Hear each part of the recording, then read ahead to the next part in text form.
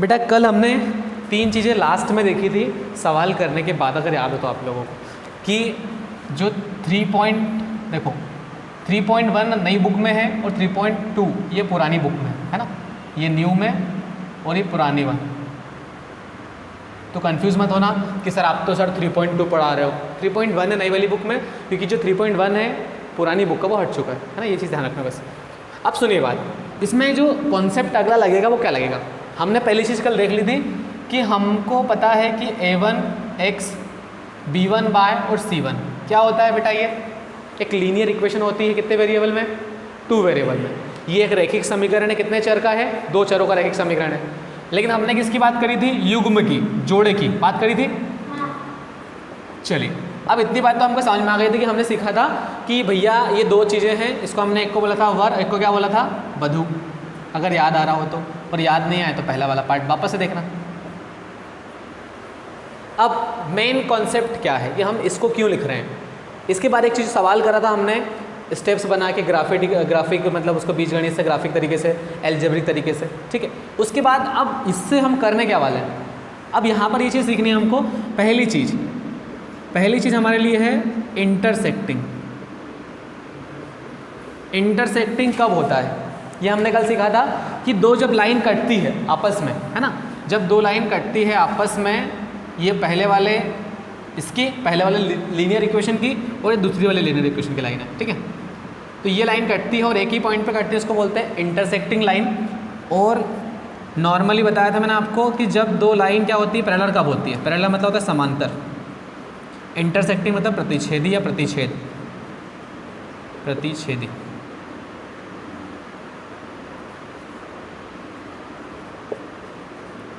ठीक है। पैरेलल मतलब क्या, समांतर।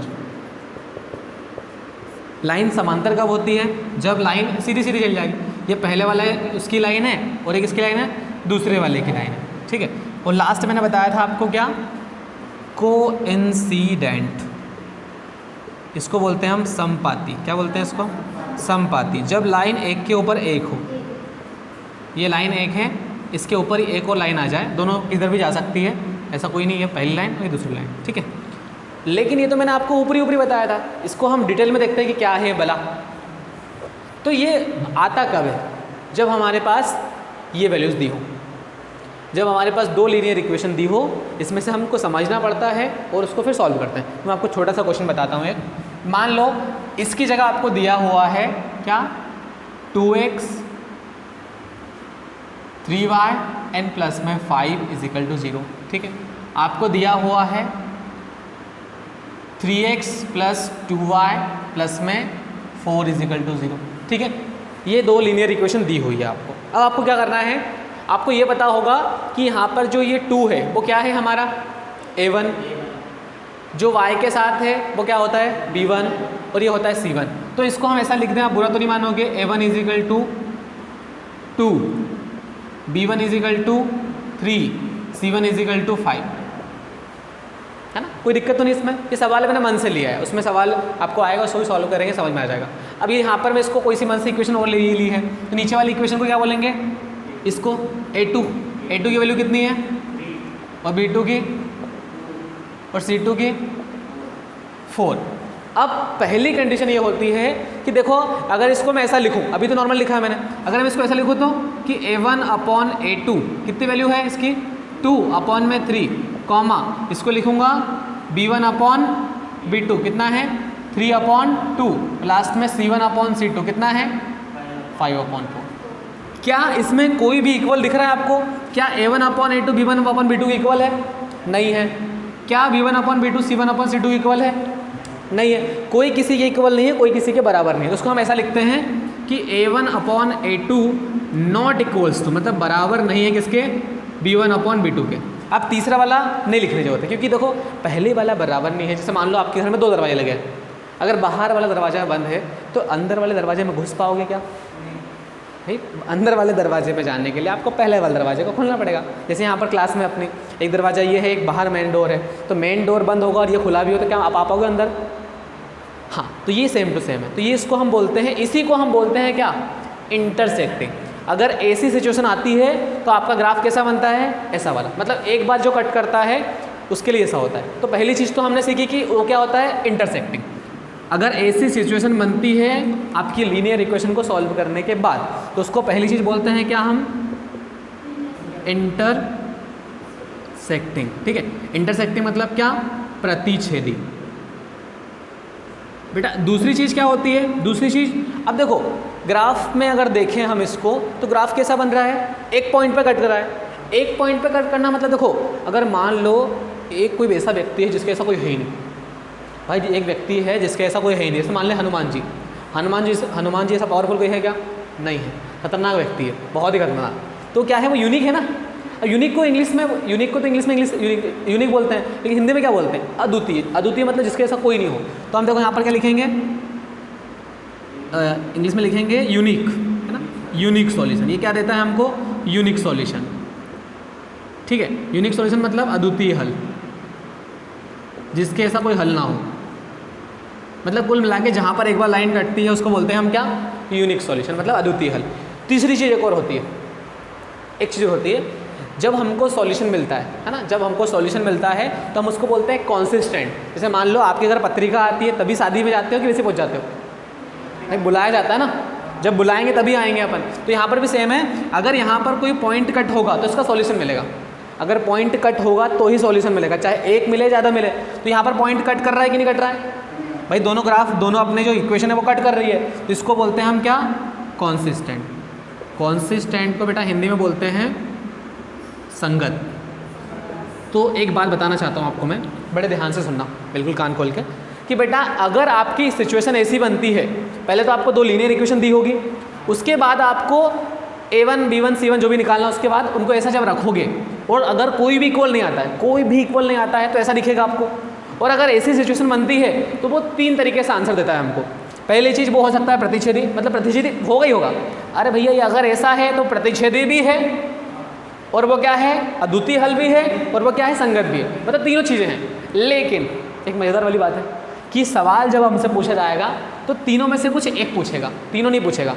लेकिन हमको यहाँ तक तो क्या नहीं करना पड़ेगा, सॉल्व करना ही पड़ेगा। आ रही है समझ। सेकेंड कॉन्सेप्ट क्या है, सेकेंड कॉन्सेप्ट क्या है वो देखिए।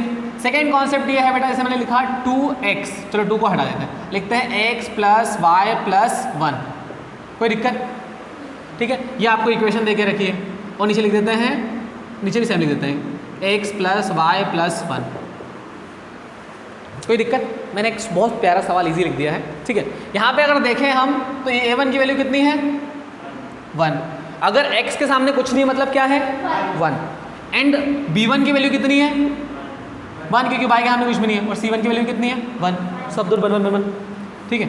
और यहाँ पर a2 की वैल्यू कितनी है, 1, b2 की वैल्यू कितनी है, 1, c2 की वैल्यू कितनी है, 1। अब देखिए बड़ा मजा आएगा। इसको अगर लिखें तो क्या लिखेंगे, a1/a2 = 1/1, b1/b2 = 1/1, c1/c2 = 1/1। सारे इक्वल है, क्या है, सारे इक्वल है। तो इसको ऐसा लिखेंगे हम कि a1/a2 = b1/b2 = c1/c2। मतलब भैया तीनों इक्वल है, हमारे तीनों क्या है, इक्वल है। और अगर तीनों इक्वल होते हैं, अगर तीनों इक्वल होते हैं तो उसको हम बोलते हैं कोइंसिडेंट। क्या बोलते हैं, कोइंसिडेंट, हिंदी में क्या, संपाती, ठीक है। अगली चीज़, अगर कोइंसिडेंट है तो आपको पता है ना ग्राफ कैसा बनेगा। अभी मैंने बताया था भैया ग्राफ ऐसा बनेगा, जैसे मान लो ये ग्राफ है अपना, है ना। तो यहाँ पर एक लाइन ऐसी जा रही है, ये इक्वेशन फर्स्ट की है, और इसी के ऊपर कौन सी आएगी, इक्वेशन सेकेंड की लाइन भी आएगी, मतलब लाइन एक के ऊपर एक होगी। अगर देखो, अगर लाइन एक बार कट रही थी तो एक बार सॉल्यूशन, एक ही सॉल्यूशन मिल रहा था, मतलब अद्वितीय सॉल्यूशन मिल रहा था, यूनिक सॉल्यूशन मिल रहा था। लेकिन अब कंडीशन क्या है, लाइन एक के ऊपर एक है, तो वहाँ तो कितने ही पॉइंट बन सकता ना। जैसे मैं इन मार्कर्स को ये लिख दूँ यहाँ पर, ऐसा चिपका दूँ यहाँ, है ना, वो बोलो कि यहाँ भी पॉइंट बना दो, यहाँ पॉइंट बना दो, यहाँ पॉइंट बना दो, क्योंकि मिल रहे हैं ना, वो तो हर जगह कट रहे हैं भाई। तो इसका क्या बोलोगे, इसके लिए इन्फानाइट मेनी सॉल्यूशन या इन्फाइनाइटली सॉल्यूशन, क्या बोलोगे, इन्फानाइटली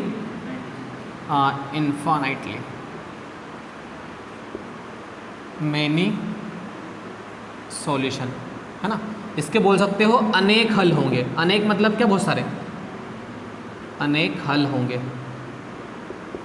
क्योंकि एक के ऊपर एक लाइन है वो तो, है ना। अब देखो सुनो मेरी बात, अब मैंने एक चीज़ बताई थी यहाँ पर कि भैया कॉन्सिस्टेंट कब होता है, जब हमको सॉल्यूशन मिलता है, जब हमको सॉल्यूशन मिलता है, जब पॉइंट कटता है। यहाँ पर पॉइंट कट रहा है कि नहीं कट रहा है? नहीं कट रहा है, कट तो रहे हैं। यहाँ बार बार कट रहे हैं ना बेटा, यहाँ पर एक बार कट रहा था, एक बार कटता है तो उसको बोलते हैं यूनिक, है ना, अद्वितीय हल, मतलब भाई जिस एक ही बार कटना। लेकिन यहाँ पर क्या हो रहा है, बार बार कट रहे हैं, संपाती है ना, क्योंकि एक के ऊपर एक लाइन है, तो एक के ऊपर एक लाइन है मतलब कितनी पॉइंट काट सकते हो आप, तो उसको क्या बोलेंगे हम, इसको भी बोलेंगे कॉन्सिस्टेंट। क्या बोलेंगे इसको? कॉन्सिस्टेंट। जब भी हमको सॉल्यूशन मिलता है उसको हम बोलते हैं कॉन्सिस्टेंट, मतलब संगत। लास्ट बात बहुत प्यारी सी, देखते हैं हम लास्ट बात। मान लो हमने x लिखा, हमने लिखा 2y, हमने लिखा क्या 5, ठीक है, इजिकल टू 0, दिख रहा है? हमने लिखा x प्लस 2y प्लस में 7 इजिकल टू 0। अब देखो हमने इतना 2 सवाल करने के बाद हमको समझ में आ गया है कि भैया यहाँ पर क्या लिखा है। थोड़ा सा इसको मॉडिफाई कर देते हैं, यहाँ पे लिखते हैं 2 और यहाँ पे लिखते हैं 5, ठीक है, तो गलत हो जाएगा अपना सवाल। x प्लस वाई प्लस 5 और यहाँ पर 2x प्लस 2y प्लस में 7, ओके।